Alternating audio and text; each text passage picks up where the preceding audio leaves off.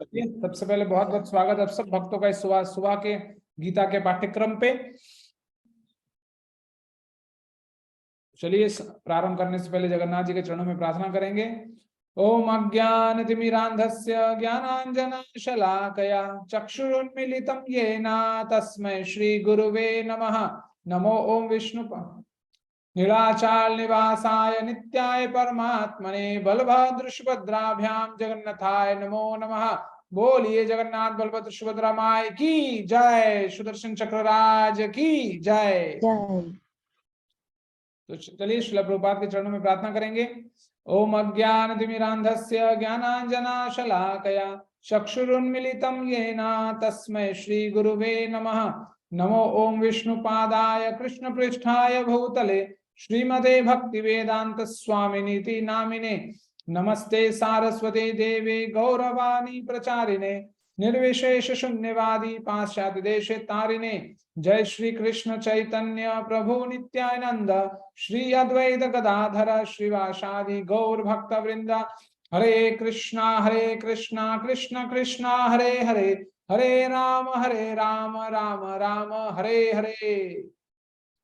और ये है हमारे कृष्ण कृपा मूर्ति ऐसी भक्ति वेदांत स्वामी प्रभुपाद, जो कि इस्कॉन संस्थापक आचार्य और हमारे परम गुरुदेव हैं। तो इनका आशीर्वाद लेते हुए आज के सत्र को हम लोग आगे बढ़ाते हैं। तो चलिए आज के सत्र में ये जो 41वां नंबर श्लोक हम लोग देखते हैं। आज हम लोग 2 श्लोक देखेंगे और देखेंगे उसमें भगवान हमें क्या बता रहे हैं।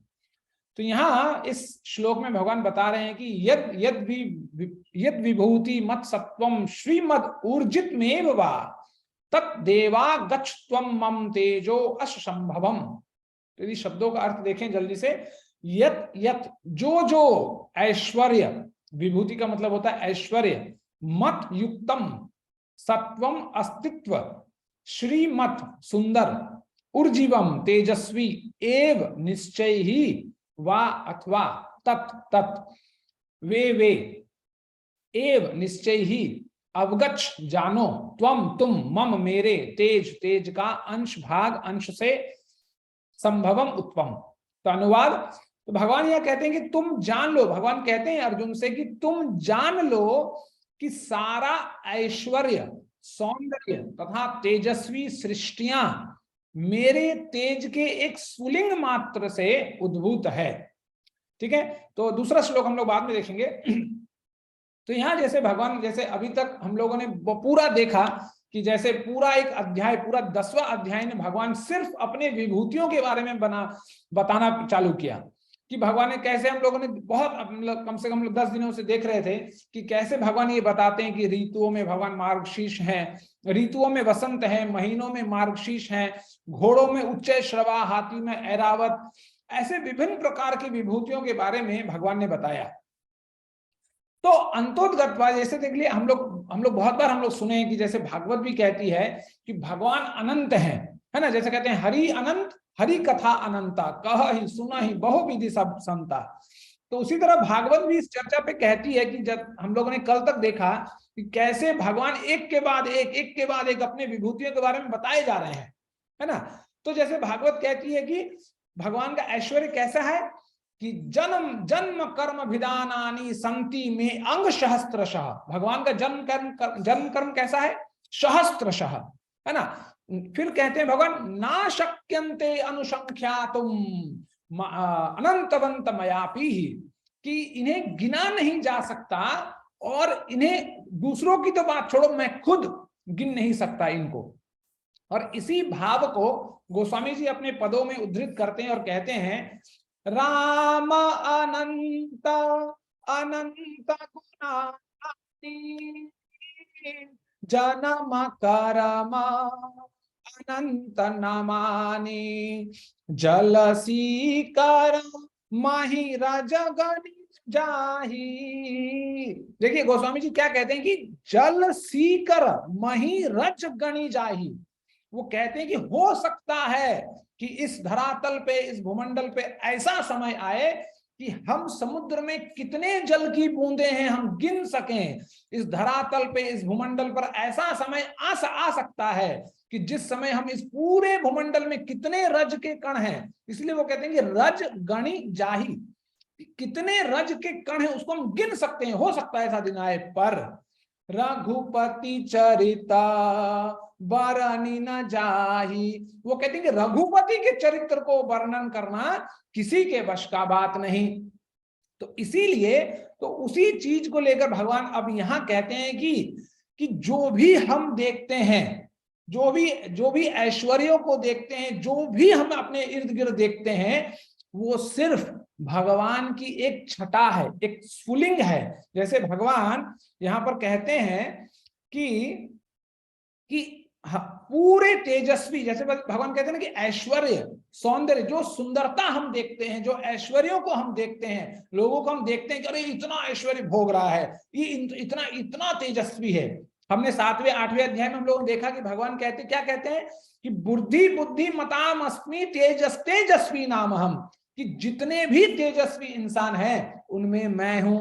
और भगवान कहते हैं कि और ये जो कुछ भी है मेरा एक छटा है, मेरा एक स्फुलिंग है, मतलब एक, जैसे हम लोग इंग्लिश में कहते हैं फ्रैक्शन ऑफ सेकंड, एक फ्रैक्शन है, एक अण है, एक अंग है, छोटा सा एक कण है और कुछ नहीं।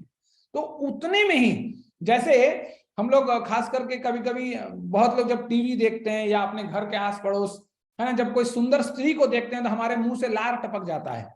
तो भगवान इसीलिए कहते हैं कि जब वो, हमें ये सोचना होगा और हमारी चेतना को हमें उस स्तर पर ले जाना होगा, वैष्णवों की कृपा से, प्रभुपाद की कृपा से, भगवान कृष्ण की कृपा से हमें अपना स्तर को, हमारी चेतना को उस स्तर पर ले जाना होगा कि जब हम किसी को देखें तो हमें ये याद आए कि जब उसे बनाने वाला एक स्त्री, एक पुरुष, जो भी कितना भी एक शारीरिक रूप में जिस शरीर में पसीना आ जाए तो बदबू मारता है यह शरीर, उसी गोरे शरीर को, गोरे चमड़े को जब हम देखते हैं तो हमारे मुंह से लार टपक पड़ता है। उस शरीर को जितना सुंदर है, तो उस शरीर को बनाने वाला वो अपना त्रिभंग ललित केशव कृष्ण मुरारी ना जाने कितना सुंदर होगा।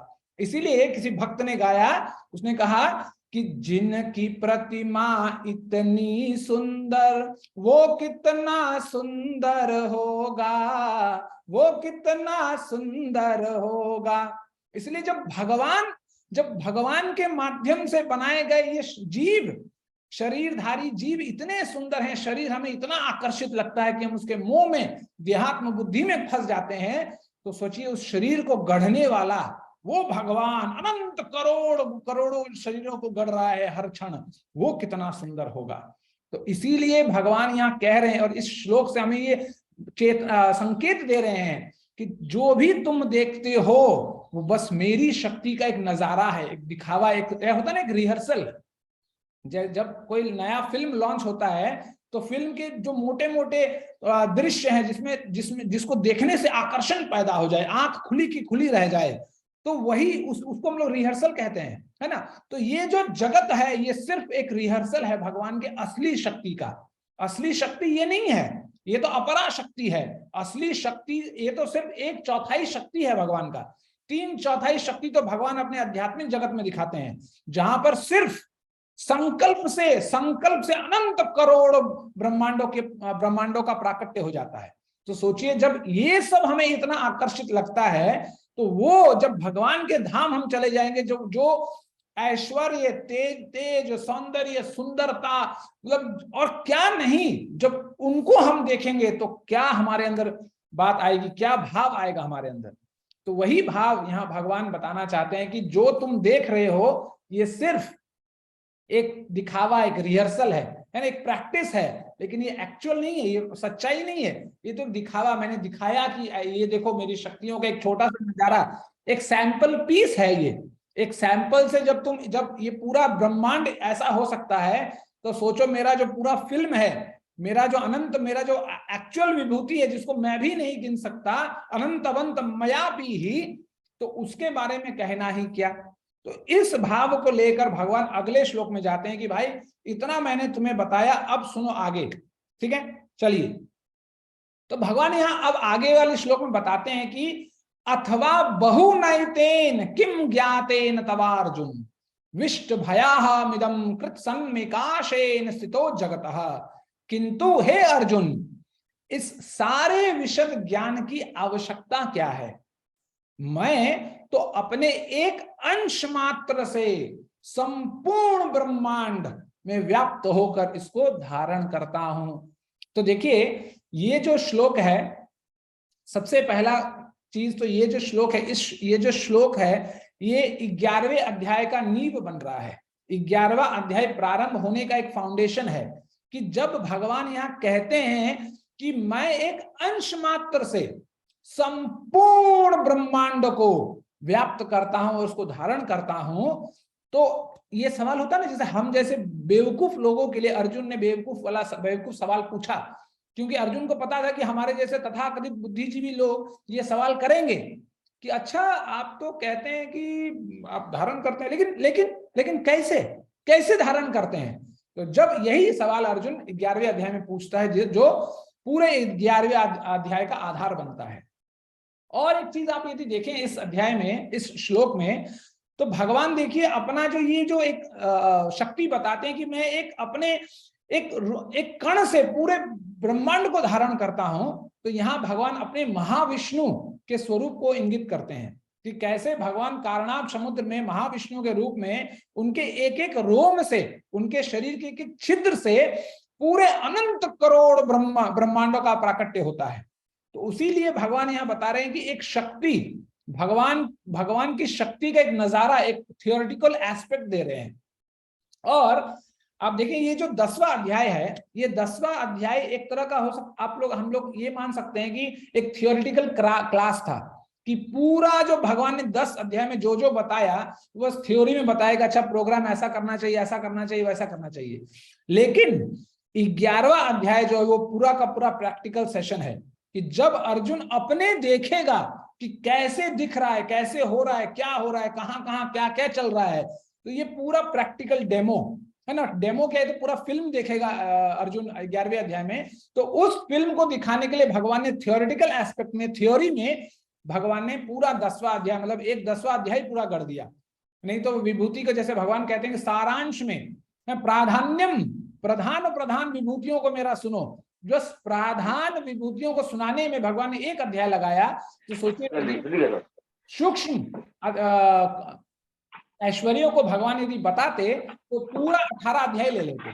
तो इसीलिए ये जो अध्याय था एक थियोरेटिकल एस्पेक्ट था कि कैसे कैसे, और हम जैसे बद्ध जीवों के लिए बहुत अच्छा अध्याय था ये 10वां अध्याय, कि कैसे जब हम किसी चीज को भी देखें, चाहे जल हो, धरती हो, अग्नि हो, पवन हो, तो किस तरह हम भगवान का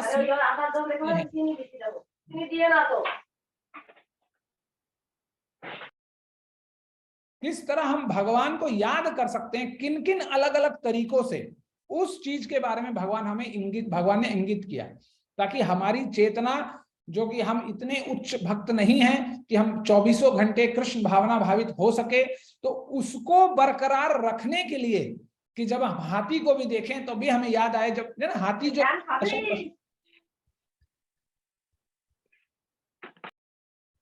हाथी जो एक ऐसा पशु है जिसे हम जब भी देखते हैं, देखिएगा सबसे आकर्षित लगता है, अरे हाथी मेरा साथी, हाथी आ गया, हाथी है। जब रोड पे हाथी चलता है तो सब लोग उसको देखते हैं। तो जब हाथी को भी हम देखें तो हाथी की तरफ ज्यादा आकर्षित ना होते हुए हमें यह समझना चाहिए जो हाथियों में सर्वश्रेष्ठ है वो ऐरावत, वो भी भगवान का शक्ति है। तो ये जो छोटा सा हाथी है वो भगवान का ही स्वरूप है।